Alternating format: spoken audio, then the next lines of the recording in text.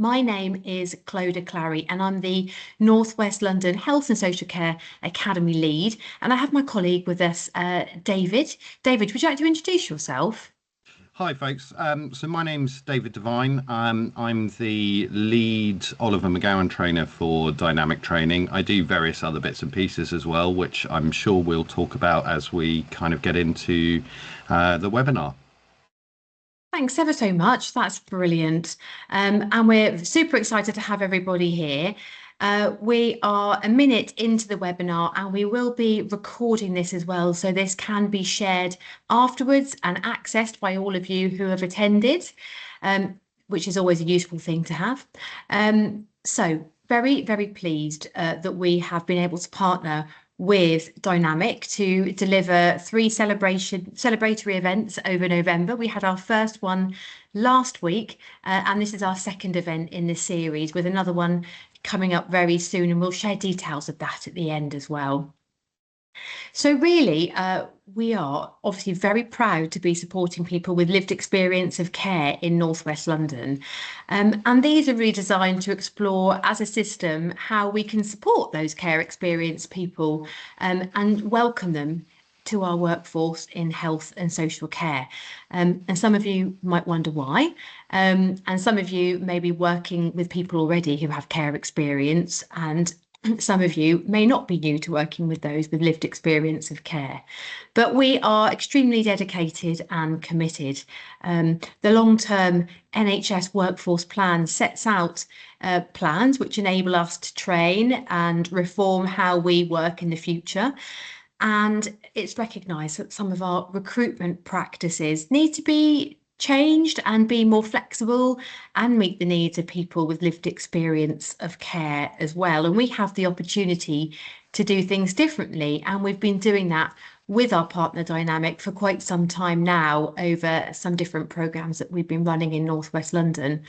We, of course, are an inclusive employer in the NHS and a diverse employer as well. But we know that in order to deepen what is representative of our communities and make sure that we tackle inequalities and support local population, we want our workforce to be representative of exactly that.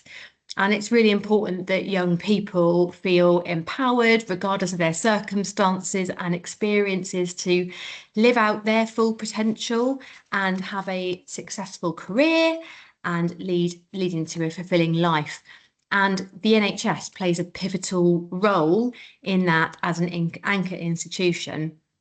So we've been really proud to deliver that commitment, being one of the first of 10 trailblazer ICBs throughout the country, with the programme beginning in 22-23. We've worked with Dynamic to deliver a number of educational programmes and attract people with lived experience of care to North West London and support them in a variety of ways, whether that be reaching into our local communities via outreach or in-reach models, and making sure that we have some operational arms to deliver our anchors pledges, such as the Talent and Recruitment Hub, which is designed to make sure that our workforce is representative of the communities that we serve.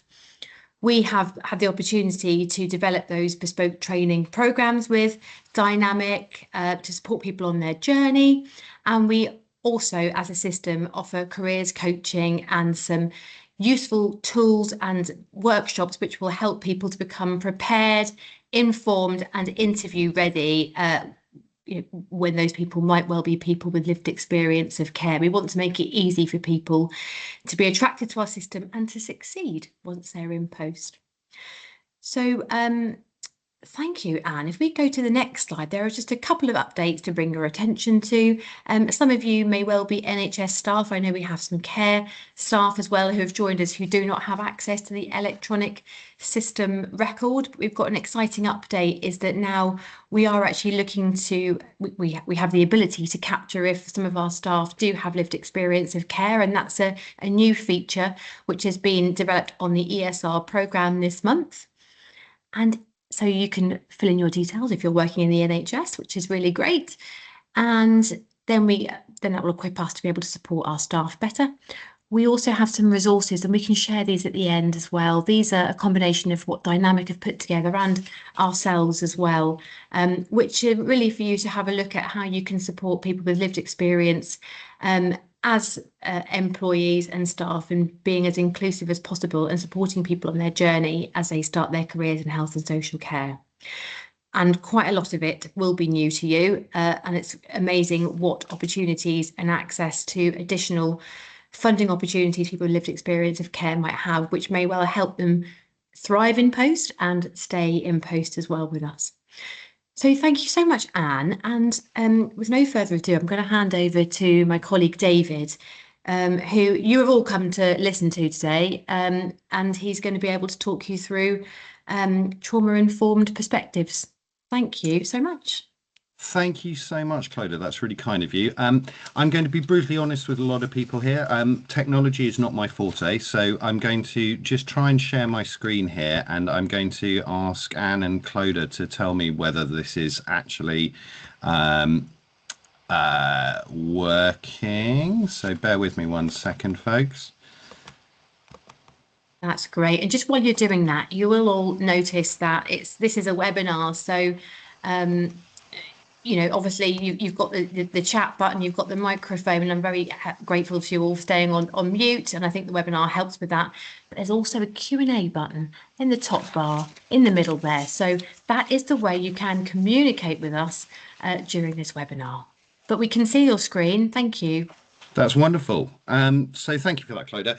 I'm going to also rely on you to, if that's okay, to pick up on any questions that come in on the chat, if that's all right.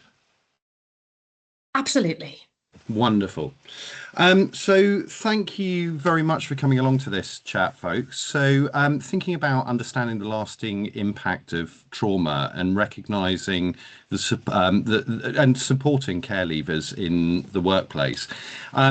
I gave you a very kind of brief introduction, but I think there's a couple of bits that would be useful to know about me. So a little bit about my background is that my kind of core background is in psychiatry. For the last 20 years, I've been an educator in health and social care and medicine. And currently, I'm the lead trainer for dynamic training, specifically around Oliver McGowan training. But I'm also a guest university lecturer and a public speaker on autism. And the reason for that is that I'm autistic.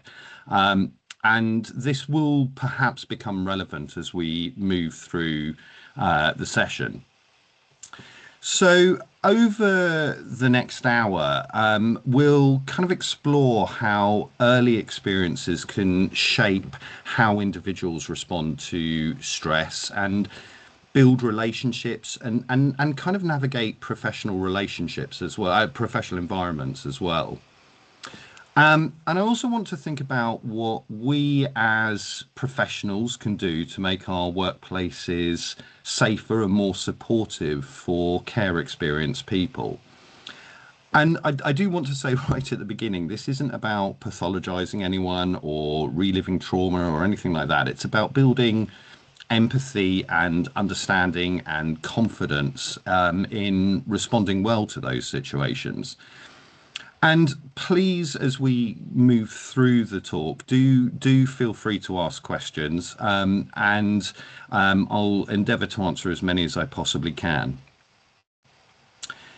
So, why now? In recent years, there has been a growing recognition of how trauma affects both physical and mental health. So the NHS People Plan highlighted the importance of compassionate trauma-informed practice across all of our roles. And for care leavers, this need is really significant. Many care leavers have experienced instability, loss, or even harm before entering care, followed by kind of an abrupt independence when support systems end. And this is something that we're going to have a bit of a discussion about. And as healthcare professionals, our awareness of these experiences, I think, can really help prevent unintentional harm and ensures people feel really seen and valued rather than kind of judged or misunderstood. So why does it matter? And I'm going to pick up on some statistics because statistics tell a really powerful story. In England, around 1 in 3 care leavers experience homelessness within 2 years of leaving care.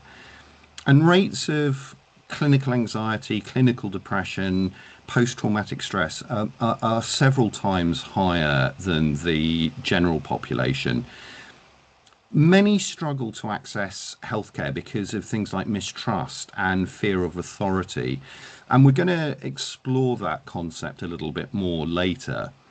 But I don't feel that these outcomes need to be inevitable. And I think when staff have a deeper understanding of the impact of trauma and respond with the compassion and flexibility that we can respond with, we can help really create protective relationships that really can change lives. And I do want to get out at the beginning because I think we use the term trauma-informed practice a lot. And I feel that sometimes people think that this is some sort of specialist skill, but it's not. It's just a way of being with others that promotes safety and healing. And that word safety is going to be a recurrent theme. I think for all human beings on planet Earth, we constantly seek safety. And if we can, through trauma-informed practice, create a safe environment for people, that's going to have a profound impact. So first, I want to think about what trauma actually means. So what does this trauma word mean?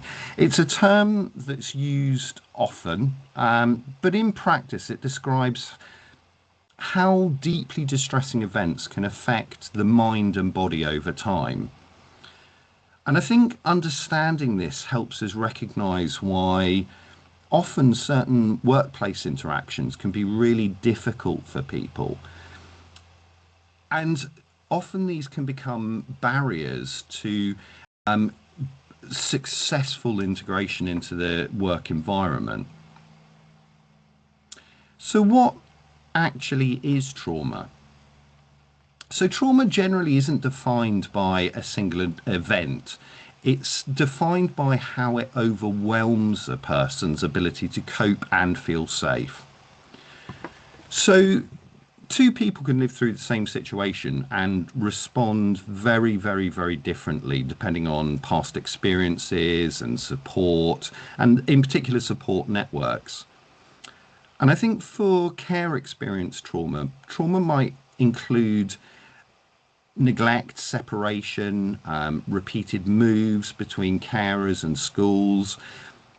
And it can leave a person in a constant state of alert, almost expecting danger or rejection. And again, this is a theme that we're going to explore from a trauma-informed lens. But understanding it avoids taking behaviours personally, and it allows us to focus on creating predictability and trust within the environment that we work in. So just then thinking about the neurobiology of trauma.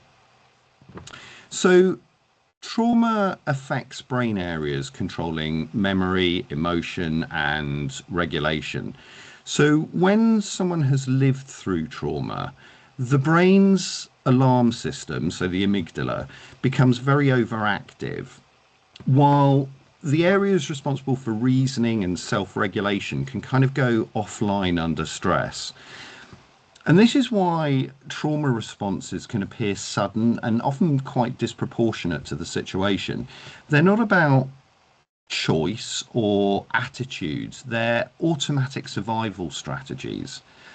And I think knowing this helps us reframe behaviours that we might otherwise find frustrating.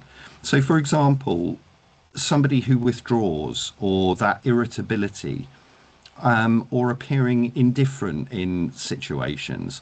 Those can be signs of distress rather than defiance. And I think often it's how we frame those as caregivers that can really, for ourselves, that can really give us an insight into what the person is actually experiencing.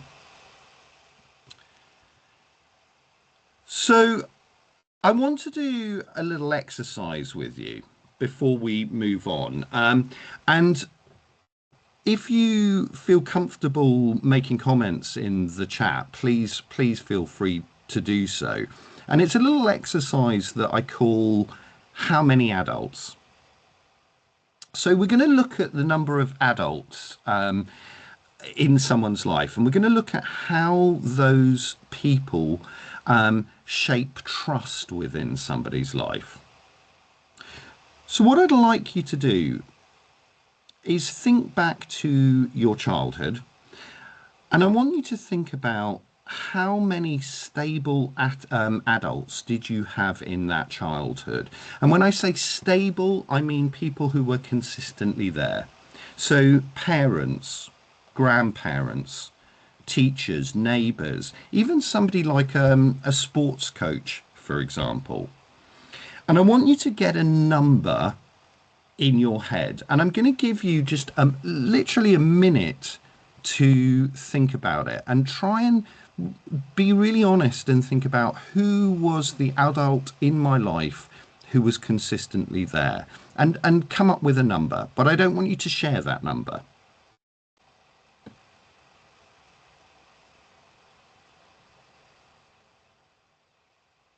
Thanks so much. So there's an opportunity to pop it in the message in the Teams messaging, or you can use the Q&A button as well. I'm just having a look. I haven't got anything yet in the coming in. But I don't want people to share the number yet. Let's keep the number in our heads for the moment. Excellent.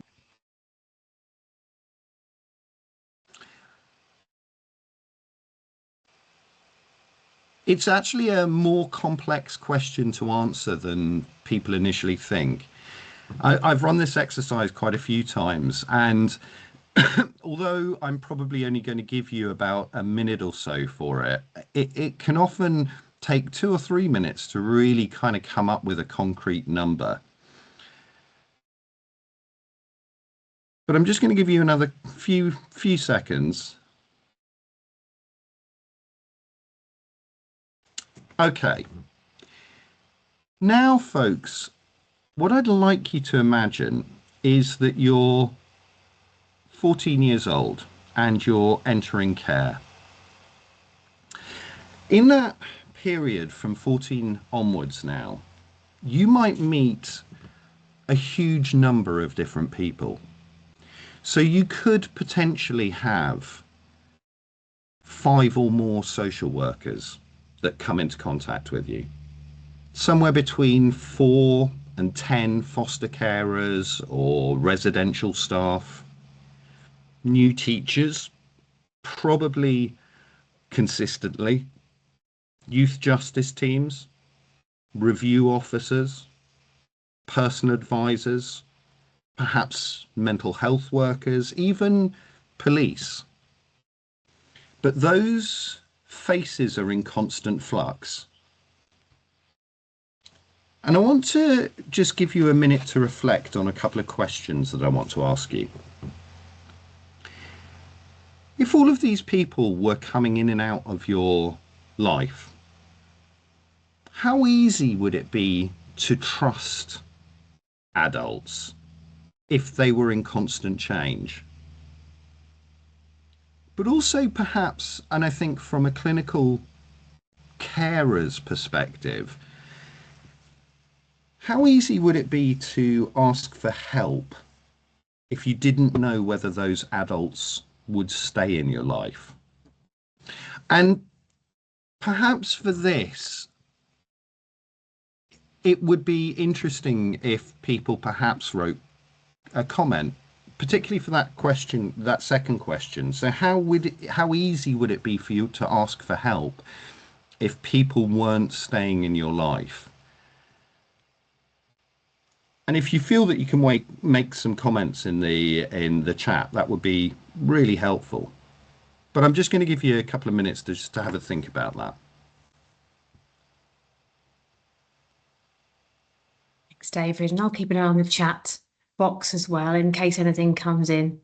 Thanks, Clodagh.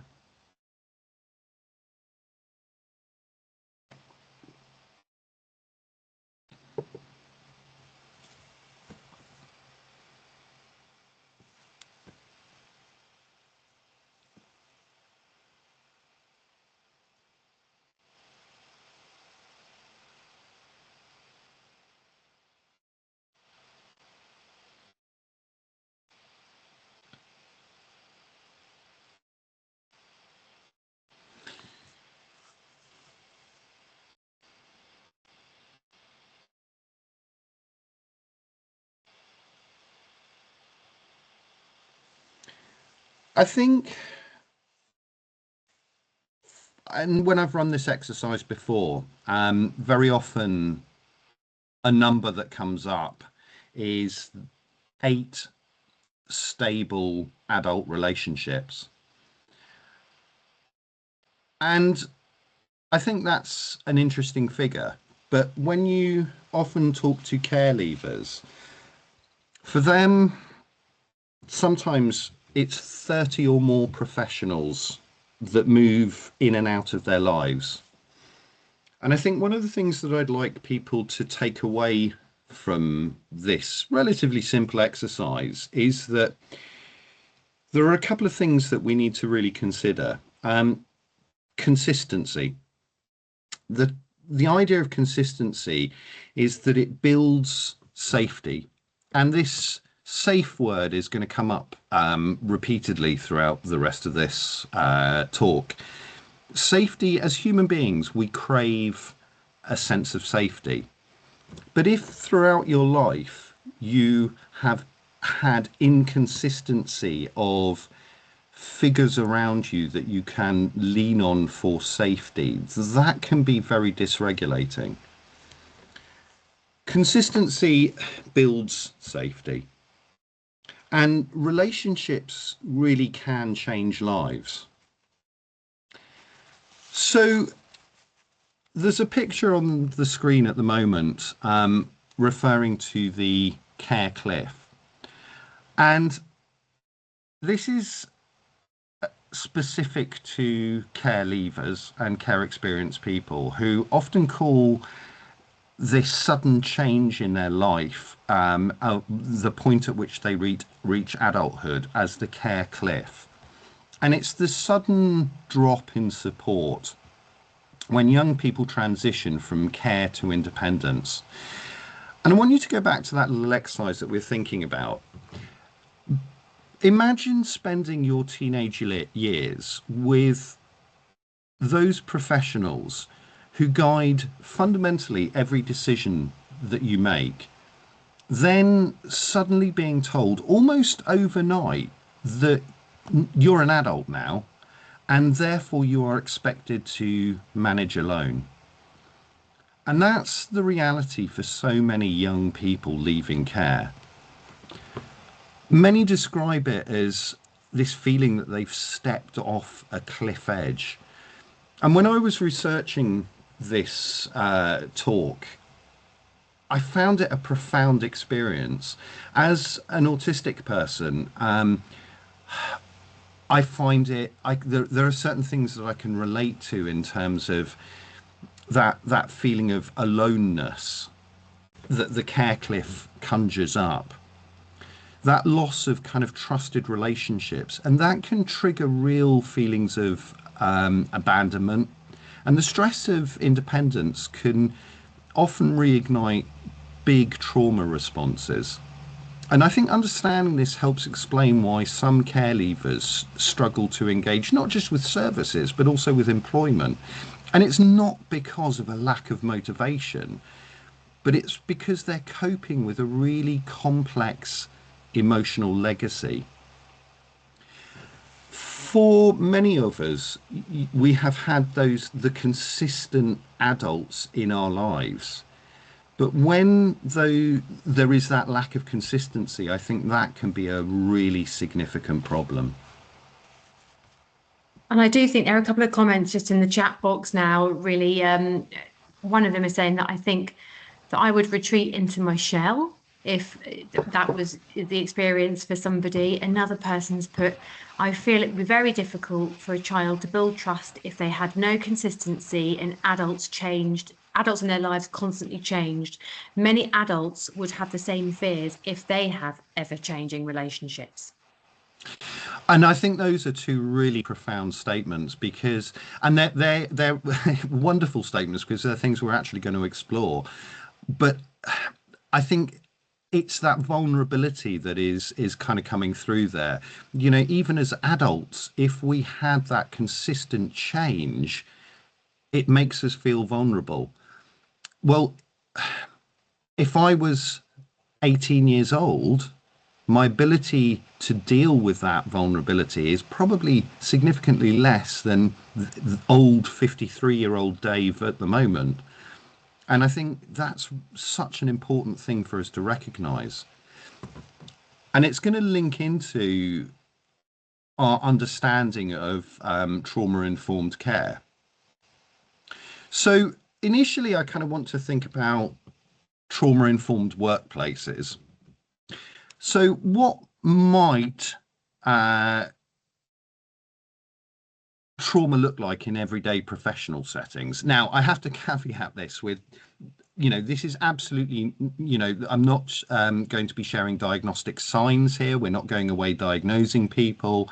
But what I do want to think about are patterns of behavior that we might recognize and then perhaps respond to with care and empathy. So thinking about the long-term impact of trauma. So trauma can affect every aspect of daily life. People may struggle with things like concentration, memory can be impacted, or managing really strong emotions. They could also become really hypervigilant, and this is incredibly common. So constantly scanning for threat. If from the moment you wake up to the moment you go to bed, your life is based around scanning for threat, that can have a profound impact. That can leak into things like sleep issues. And we all know the impact of poor sleep hygiene. As an autistic person who suffers a lot from insomnia, partly linked to things like hypervigilance, that has a profound impact on my day-to-day functioning. But I'm very good at hiding it. And in workplaces, you know, this can often look like things like anxiety before meetings. Interestingly, it can also look like perfectionism. I am things like avoiding supervision because that's a potentially confrontational situation. And I think recognizing these as potential trauma effects allows us to offer more flexibility and reassurance rather than criticism. And I want to do another little exercise. This is a little exercise that I call What's Beneath the Surface. So I'm going to run another little activity. I want to run this just to show you how easy it is and how easy it can be to misinterpret a young person's behavior, especially someone who is care experienced.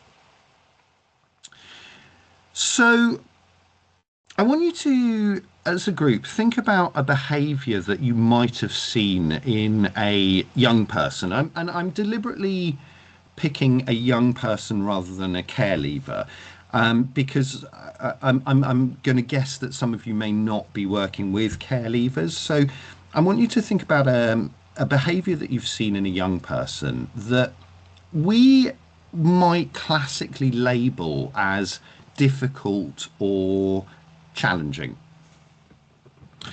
So, you know, perhaps things like, I don't know, missing an appointment, someone who's constantly shutting down, maybe getting angry very suddenly, not trusting adults. And if you think back to the previous little exercise that we did that concept of not trusting adults, we might see traditionally as difficult behavior, but is it difficult behavior or is it rooted in something?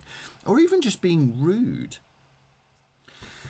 So I'm going to give you, again, I'm actually going to give you a minute just to really come up with a behavior. I don't want you to share this behavior. I want you to keep it in your head.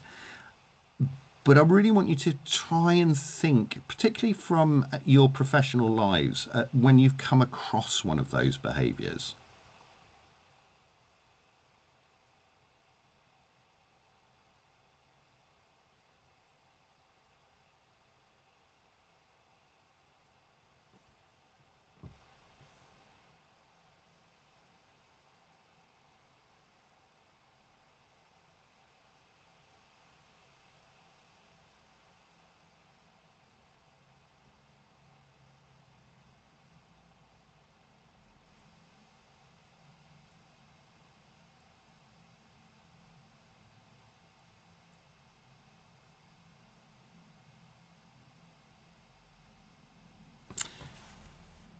And now I There's want you nothing to in the ask. chat just yet. No, I don't want people to write it in the chat yet. I want them to keep it for the moment. So I'll just give you another 20 seconds to think about it.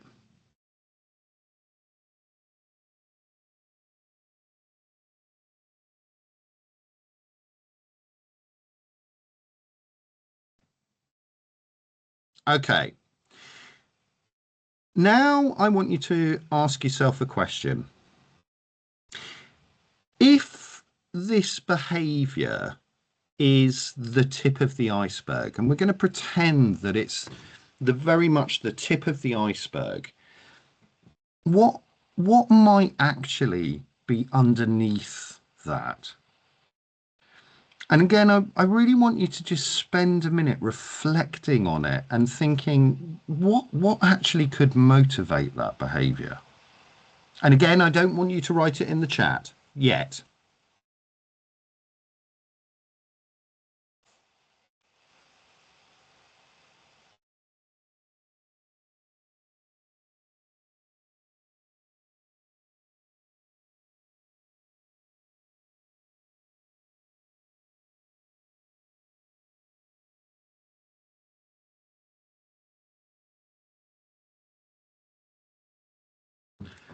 And I think sometimes it's very easy to just see the behavior and make assumptions about the impact it's having on us. But to ask the question, what's beneath the surface, can actually sometimes be quite a difficult question to ask.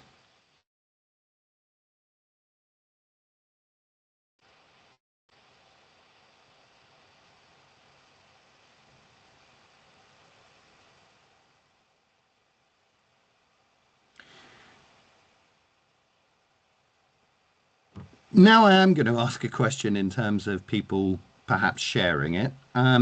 So would anyone perhaps share the behavior that they've pictured and also one possible under the surface explanation of that behavior?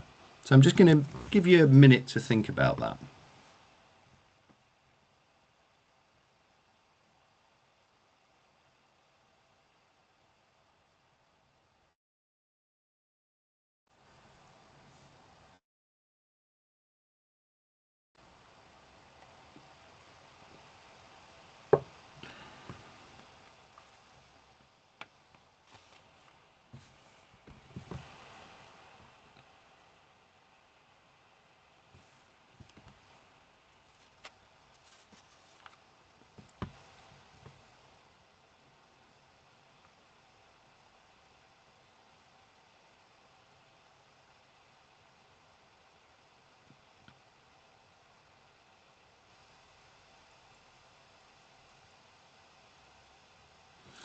So just while people are thinking about that and deciding whether they're happy to to perhaps share that.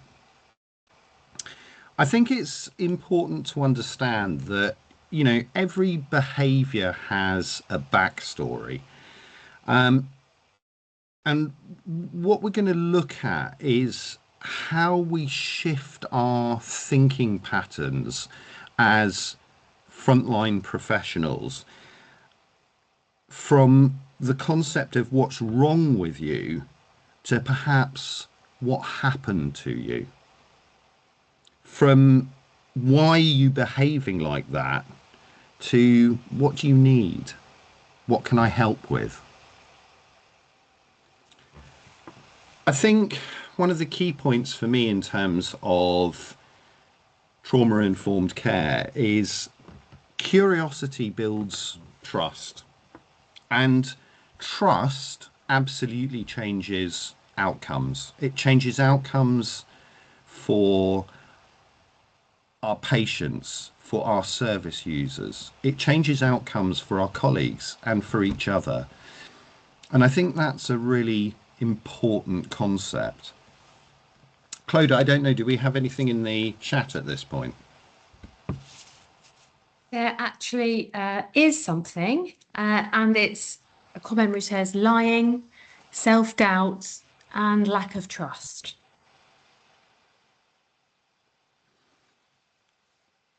So the behavior, so in terms of the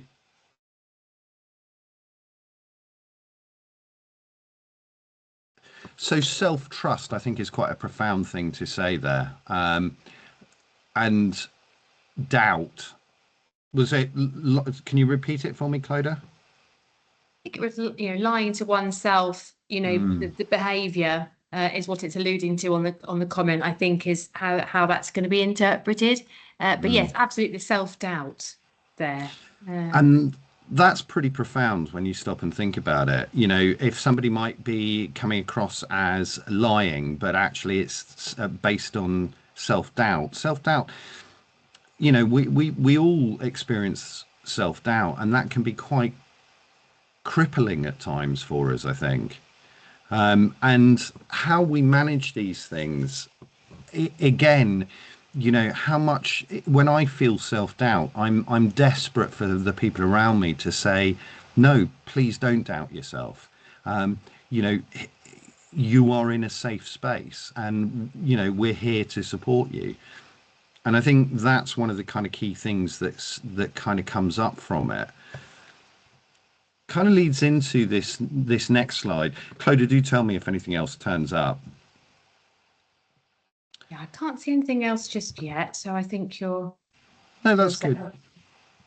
So when we talk about trauma-informed practice, what it's fundamentally about is looking beyond behavior.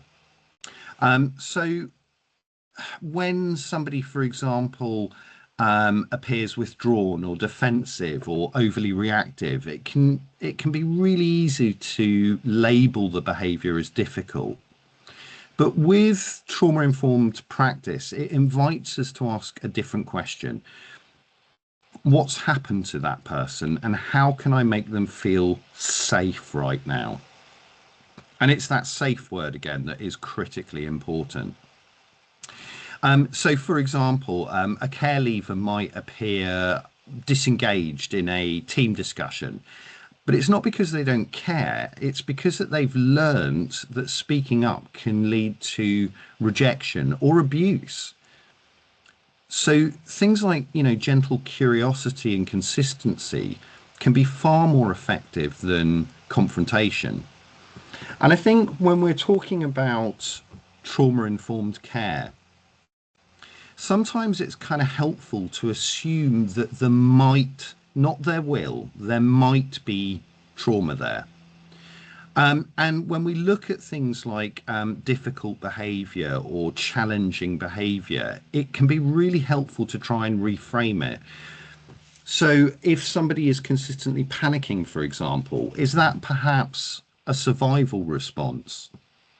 Can withdrawal perhaps be a sign of self-protection? Aggression often we misinterpret, because aggression can often be rooted in a person's fear or a sense of loss of control. And I'm not trying to excuse behavior, but what I am trying to do is reframe as staff how we think about it. On a really kind of simple level, if you think about humans as having kind of two mindsets, we have our emotional mind and our rational mind. And I want you to imagine that they're on a seesaw in kind of constant movement up and down, but also in constant opposition to each other.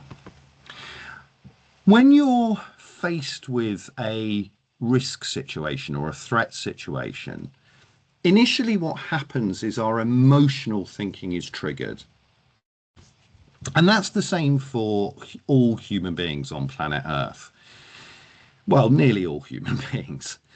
But the problem is, if we are dealing with another human being who is in a heightened emotional state, but we as staff are also in that heightened emotional state, the likelihood is that in those situations, it's going to escalate really quickly. If you have two people in a heightened emotional state, we tend as human beings to kind of bounce off each other. And that's when we're making all of those assumptions. It was interesting. I was teaching a course, an Oliver McGowan course on Monday. And we were talking about people who missed appointments. And there was some staff on that course who were getting very frustrated by staff missing appointments, and they were starting to label them, and they were saying things like, well, they're non-compliant and they're DNAs. And I kind of started speaking to them about it and saying, well, okay, that's a difficult behavior that you're finding quite difficult. We're talking about people with learning disabilities. And I said to them, so, perhaps let's just stop and think for a second. What might have been some of the barriers to those people attending that appointment? And actually, I do want to throw this out to the audience and just ask, in the chat, if we could put in some things that possible reasons why those people might have missed that clinical appointment. So if we could have a think about that for a second, and just, it might be something as simple as they were anxious about the appointment. Whatever it is, just let's come up with some reasons why they might have missed that appointment.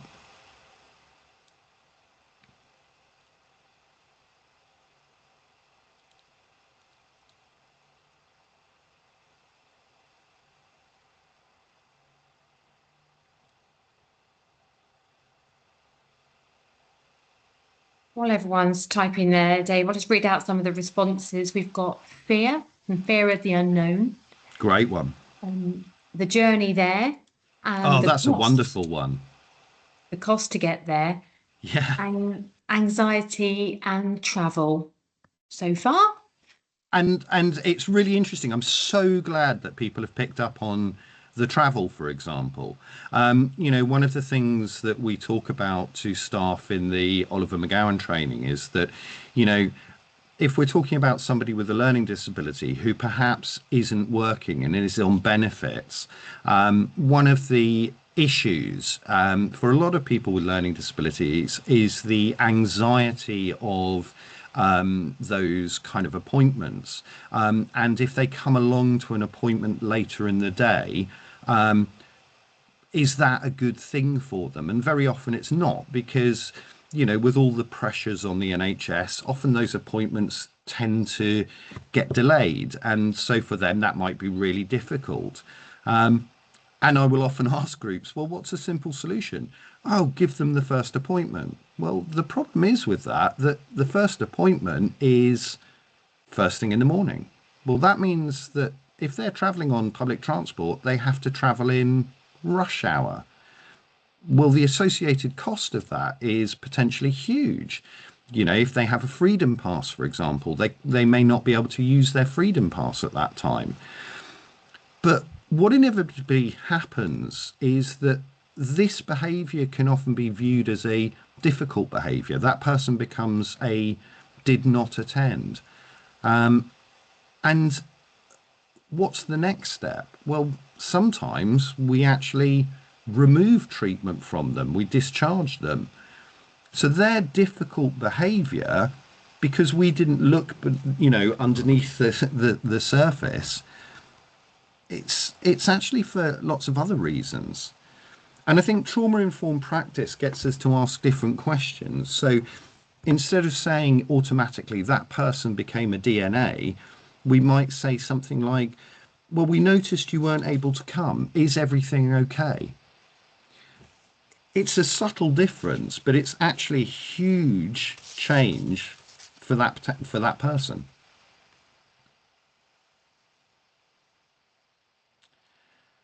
So I want to move on to just again thinking about making it a bit more about, and again here, I don't want you to actually respond in the chat. I just want you to start reflecting on it in terms of both colleagues and service users. So think of a time when you've seen a colleague or a service user react strongly to something like feedback or change or authority. Rather than diagnosing, could it be a stress response? And the reality is that trauma can show up as all sorts of different things. Avoidance, people pleasing. And I'm going to share a personal story here. As an undiagnosed autistic person for a very big chunk of my life, I was diagnosed in my 30s. I'm in my 50s now. But people pleasing was a trauma response that I immediately enacted, because it was easier for me to make people happy at my own expense rather than kind of deal with that. Even things like overachieving can potentially be a sign of trauma. But it's about recognizing patterns of behavior. And if we can recognize those patterns of behavior, we can start to respond with empathy rather than blame.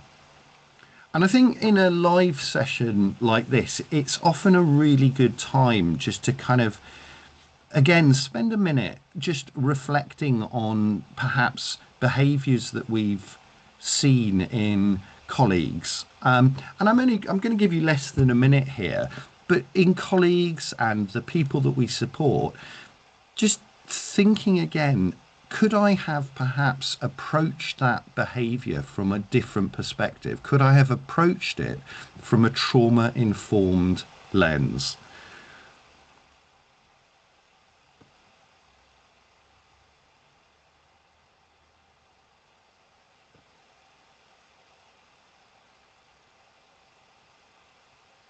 And again, I don't need you to write anything in the chat about this at this point. It's more just thinking about how can I reframe somebody's behavior so that I'm not automatically being judgmental about it.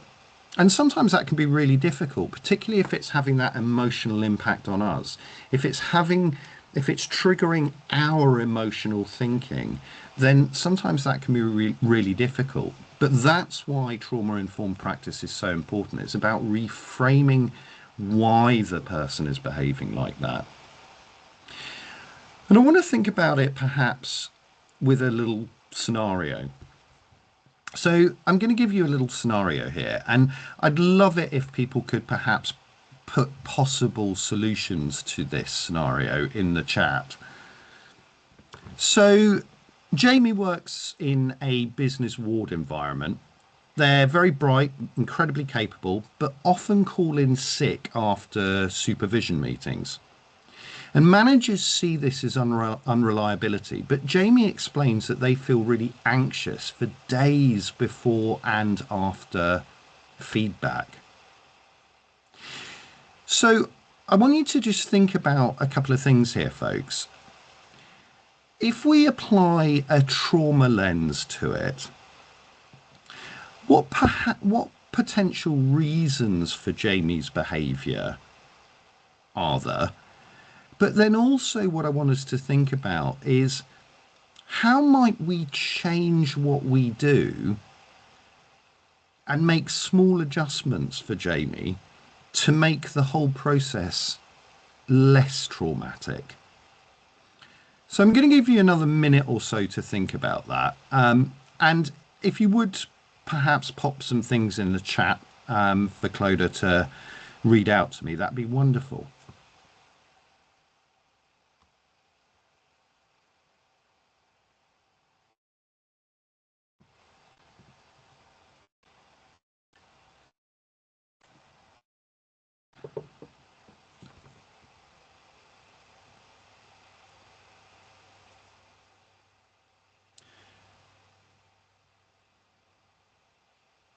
So why might Jamie be responding like that?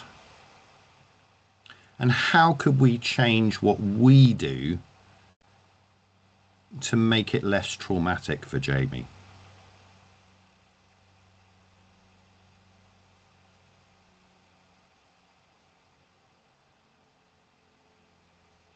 Okay, so one solution might be to give written feedback in advance so Jamie knows what is happening. That's a wonderful solution. I'm loving that.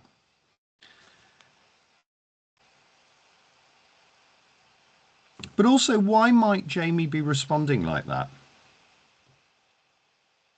Another comment, ask if there's anything they can do to help rather than call him unreliable. I love that. Let's communicate. Let's work collaboratively. So some thoughts I had about it, and you know, if any more turn up, please do share them, Clodagh. So when we apply that trauma lens, we perhaps see a person who associates criticism with rejection or harm. And again, when we reframe it like that, it kind of makes us step back and think, wow, that's I hadn't considered that. So a trauma-informed response might involve a bit more predictability, exactly as the person who contributed there. So sending feedback notes in advance, using collaborative language, perhaps checking in afterwards. And I think those small adjustments can make an enormous change to somebody's life. So we're kind of merrily talking about trauma-informed practice, but what does it actually look like? So the 5 principles of trauma-informed care, and you know, now that we've kind of explored a little bit about how trauma may present, let's think about what it actually means in terms of our day-to-day work. So these 5 principles are the absolute foundation of trauma-informed care. So first and foremost, safety. And I keep saying this safe word is going to keep coming up. It's not just physical safety, but it's also emotional safety. You can only heal in an environment where you feel secure. As humans, we actively, consistently seek out security. Secondly, trust. And we build that through consistency and honesty. Without consistency, it's very difficult for somebody to build trust. Choice, thinking about offering options. This is about locus of control. As humans, if we have control removed from us, it makes us feel very unsafe. So giving people choice gives back that locus of control. Collaboration. So working with somebody rather than doing to somebody. And I think this is something in all areas of medicine and health and social care that we can sometimes fall down. You know, if somebody is collaborating with us, it's their choice to engage with us, and therefore it's going to work for them infinitely better and for us. And then finally, thinking about empowerment. So focusing on things like strengths and growths rather than deficits. And for me personally, as an autistic person, I grew up with deficits based language. It was more about what's wrong with me than actually what's great with me. And I would argue that I have quite an understanding of trauma based on deficits language. And when I personally started adopting that strengths based language, my life changed. But sometimes I think we need to do it for other people. And it links back to that consistency. If we haven't had people who are consistently talking about our strengths, it's very difficult for us to believe that ourselves. So, kind of thinking about it then, well, how can employers help?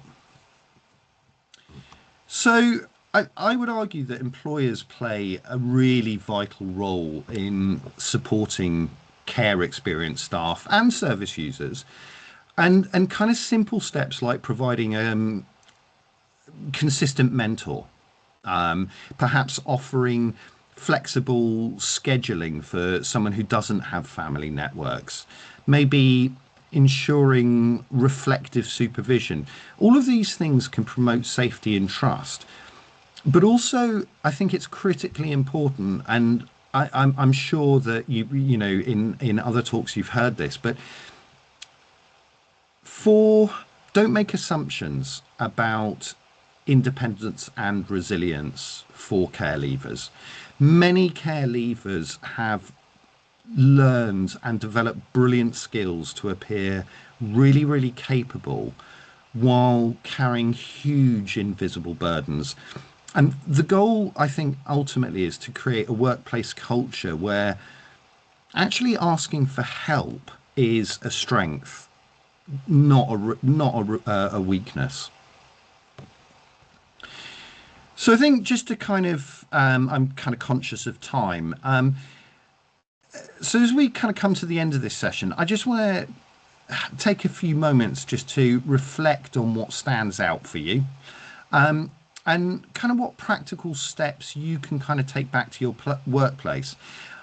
And I'd love it if we could perhaps think about one change, just one, that you can make in your workplace to perhaps support care leavers better. And, you know, concrete changes doesn't necessarily involve huge amounts of funding.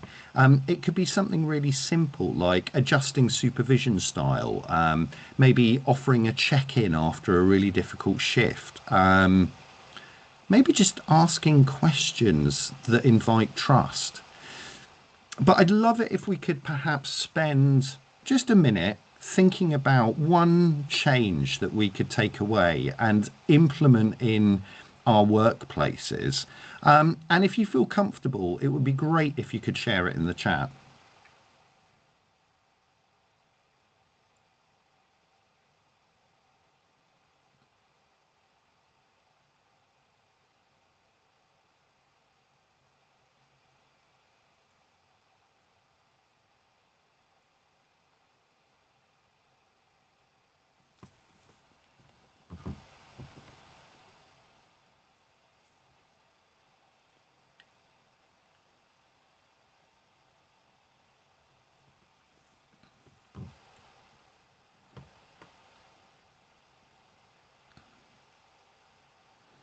And do remember, folks, it's very often it's the small changes that we make that have the biggest impact on people's lives.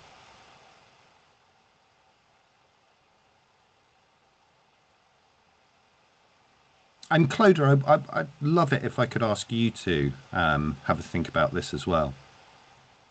Absolutely, absolutely. I'm also just going to add, I'm just very conscious of time, so I'm going to add my email in the chat in case anyone has any questions after this. And also, if you want to make sure that you are getting a copy of this recording afterwards, we want to share it far and wide. So just in case the last one didn't arrive with you, can you email me and I will send it over? And also just drop me a line if you don't receive anything from us afterwards, because we want to be able to do to make sure that everyone has access, even those who aren't able to attend here today. I really enjoyed that session. Thank you so much, Absolute Dave. pleasure. Thank you so much, Anne. And it's been really great to hear as well from people in the chat too, Yes, thank you, and folks. contribute. So thank you. Anne, you popped your hand up there. Oh, you're just putting your thumbs up. Yeah, I was just saying I Amazing. enjoyed that as well. It was a great session, but if anything, if some of the stereotyping around care leavers and consideration that even if you're not aware that potentially some people will mask and hide that they're care leavers, so just to be aware that everyone doesn't share that information with you. But as long as we've raised awareness, and if you can share the slides, that'd be amazing. More than happy to. Wonderful. Thank you. Thank you so much. Very conscious of time. Thank No, you, that's absolutely everybody. Thank you for attending, people. Thank lovely. you. Thank you Thank all so much. you. And the next webinar is going to be practical strategies for maximizing care leaver success. And I think it's Thursday, the 27th of November. And that's starting at, I want to say it's 11 o'clock. And if you haven't received anything about that, let us know. But again, please drop me an email. I'm going to add it here in the chat. And you can sign up on Eventbrite. Thank you so much. Okay. Happy Friday, everybody. Thank you so much. And thank you all for attending. Bye-bye. Bye. Bye.